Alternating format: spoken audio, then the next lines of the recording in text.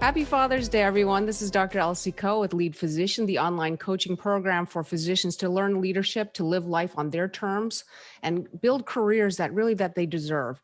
Today, I'm so happy and grateful to have Christina Shenvi with me. Hi, Christina. Hi, Elsie. Great to see you again. Thank you so much for being here.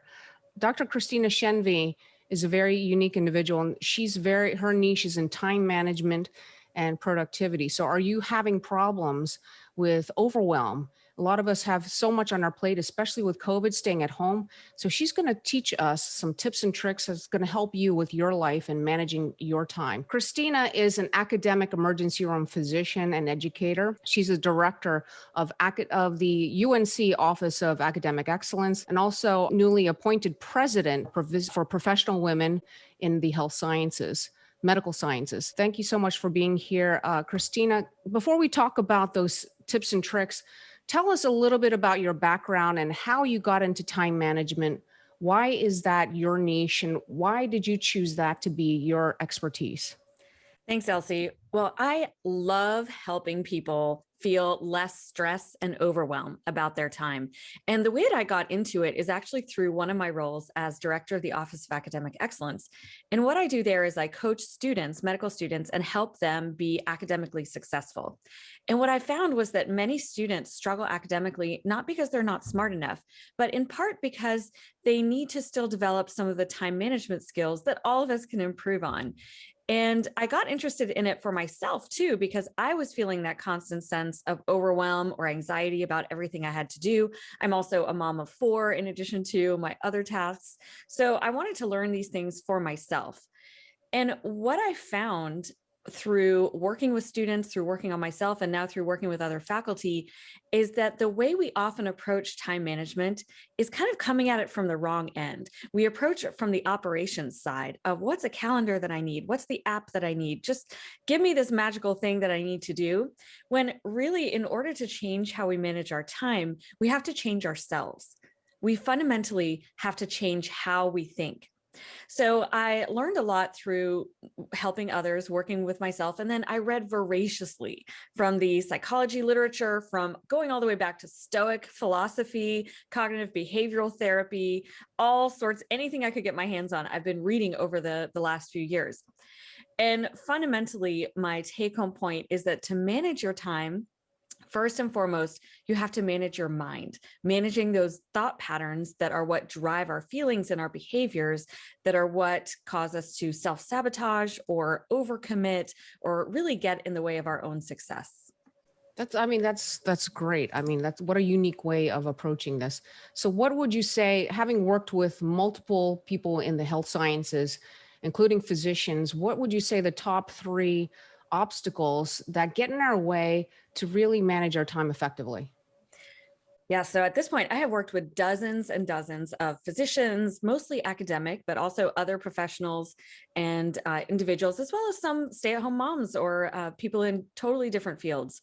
And it's very interesting because the main barriers are always the same. And the main barriers are internal. Anytime we have a problem and we see the problem as external, then it's very hard to fix because we cannot control the external environment. The only thing we can control are our own thoughts, feelings, and actions. So looking at the barriers that are internal allow us to actually change them.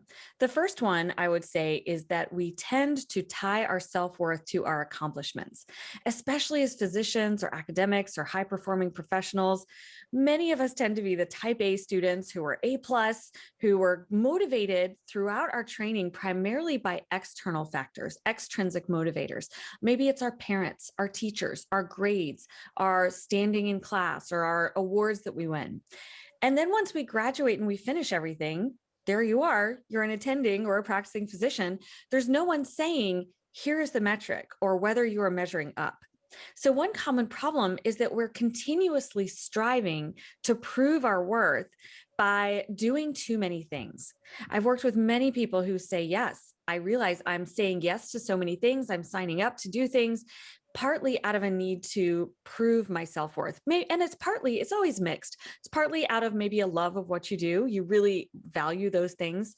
But when we get to a point where it's maladaptive, that's the problem. So yes, if you're saying yes to things you love and you love doing it all and it's great for you, perfect. But then when you cross the line to say, now I'm so busy, I haven't seen my family, or I'm constantly stressed, or I'm getting a peptic ulcer because of I just don't have time to do everything, then that's where I feel like, okay, that's maladaptive. What's going on in terms of our negative patterns of thought? So that's the first one, is tying our self-worth to our accomplishments. And then second, for physicians, and really for all of us, we tend to procrastinate on certain tasks. The ones that come up most frequently, especially when I talk with physicians, are either the big projects, like a big writing goal, or if you have to write a paper or a presentation, and you just feel that sense of overwhelm that this is so big, I'm just not going to have time to do it. Or maybe it's a fear of failure. If I write this paper and submit it, nobody will accept it.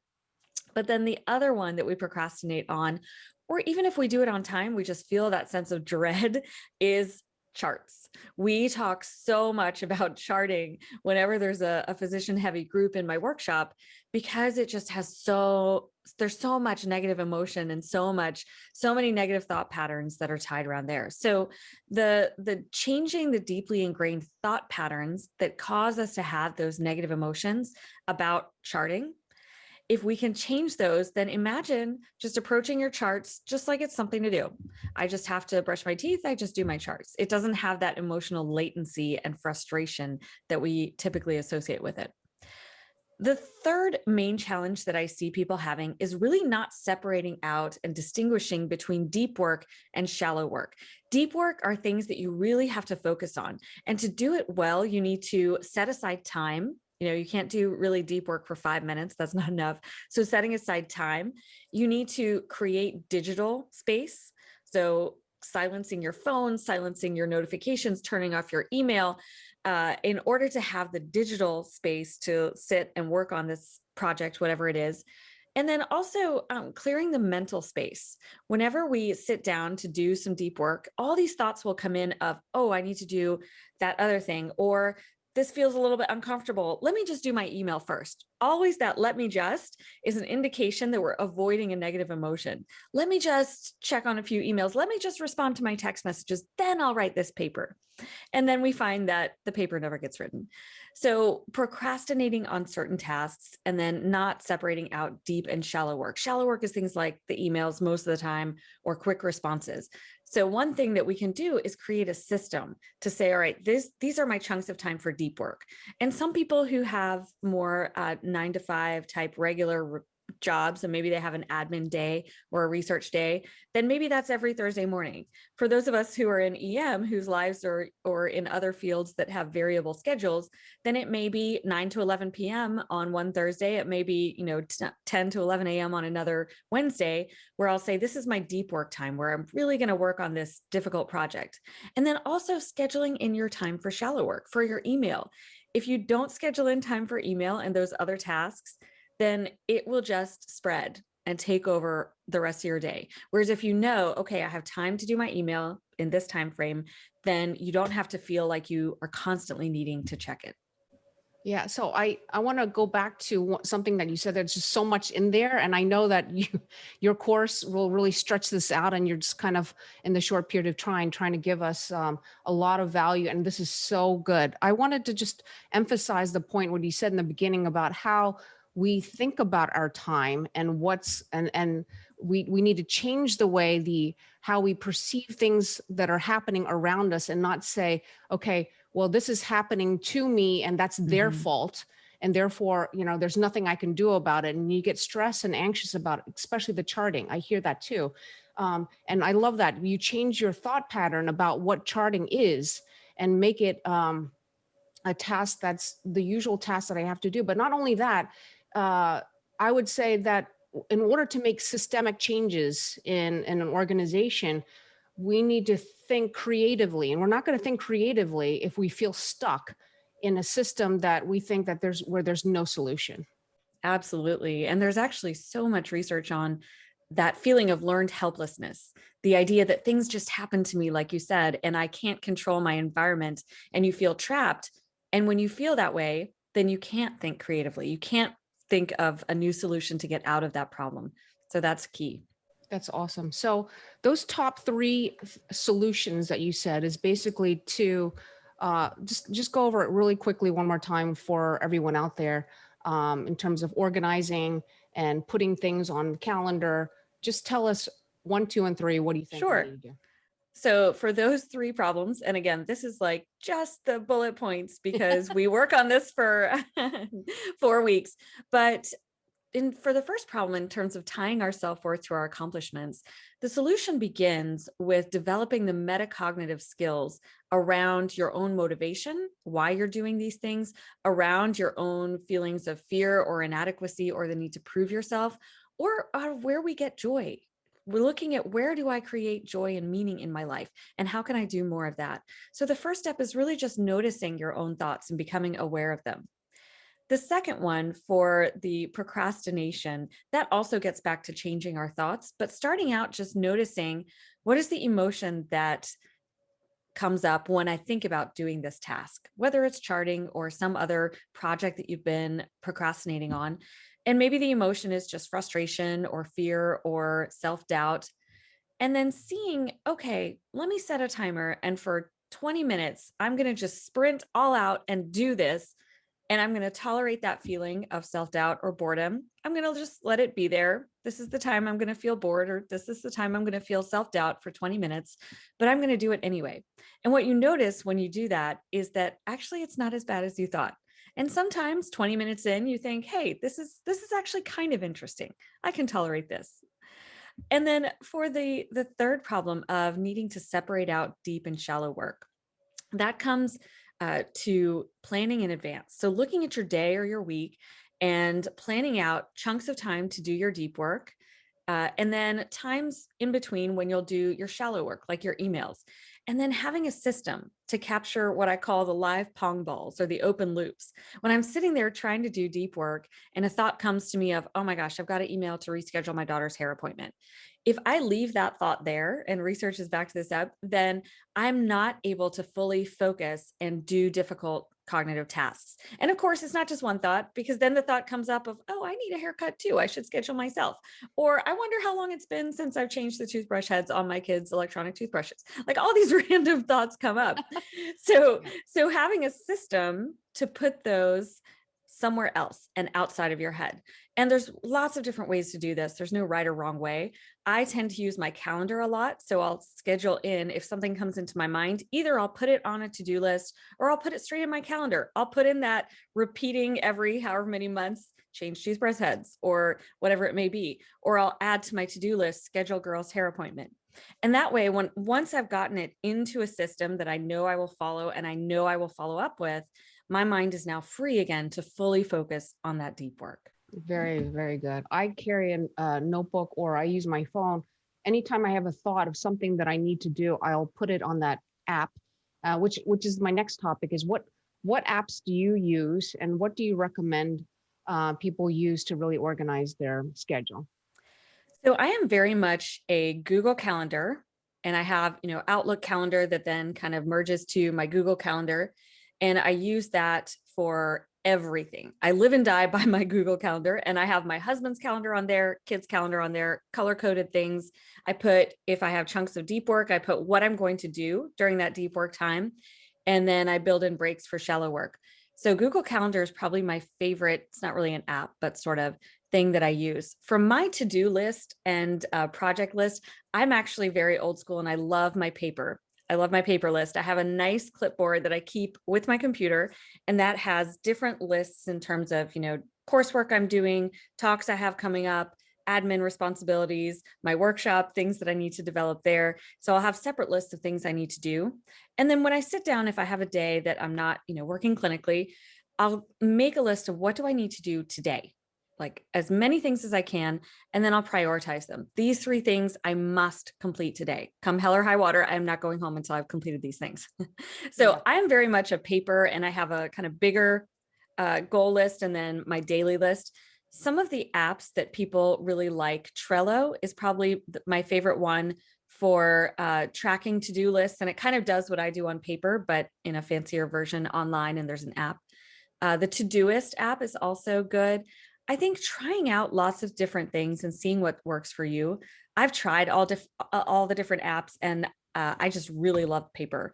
Bullet journaling has also gotten really popular with people, and that's a way to have kind of an organized, going back to that daily planner. But especially if you're crafty, people who are crafty really gravitate to that because you can decorate it and organize it, and it looks really great.